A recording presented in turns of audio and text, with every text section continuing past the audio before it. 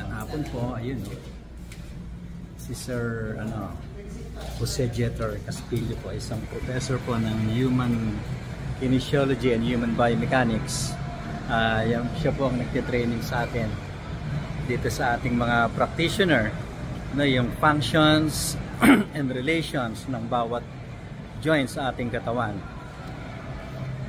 Dito po kami, kaya wala po tayong clinic schedule ngayong August 13.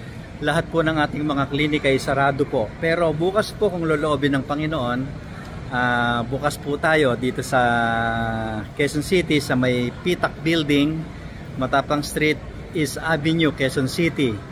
Diyan po ang ating clinic sa building mismo ng Pitak, tapat po ng SSS yan. Ang Pitak po ang nagre-regulate ng lahat ng alternative medicine sa buong Pilipinas.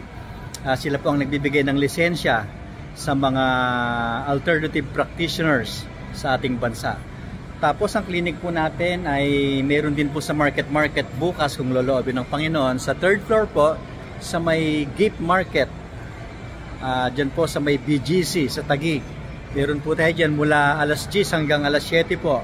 Ang Pitak naman po mula alas 8 hanggang alas 5. Yan po ang ating mga clinic hours. Tapos this week meron po tayo sa Cavite. Yung mga nag-aabang po sa Cavite, tawag po kayo sa ating mga coordinators, pa-schedule po kayo.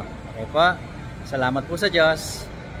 Tayo po, tuloy po tayo sa ating sa ating training dito po sa Wilcon City Center. So wala na po tayo ngayon dito, kaya lang po natin ginagamit tuloy ang ating lugar kasi para po sa ating training ngayong araw na ito. Ayan. Ayan tayo. Okay po, salamat po sa Diyos. Kita-kits po tayo sa mga nakaschedule po bukas sa East Avenue, sa Pitak Building at saka po sa Market BGC Taguig. Just come with a prayer. As I always say, come with a prayer. Ang Panginoon po ang nagpapagaling, no? Bagamat pinag-aaralan po natin ito, kung hindi po tayo sasamahan ng Panginoon, wala rin po tayong magagawa. Umasa po tayo sa awa at sa magagawa ng Diyos sa ating mga buhay. Salamat po sa Diyos.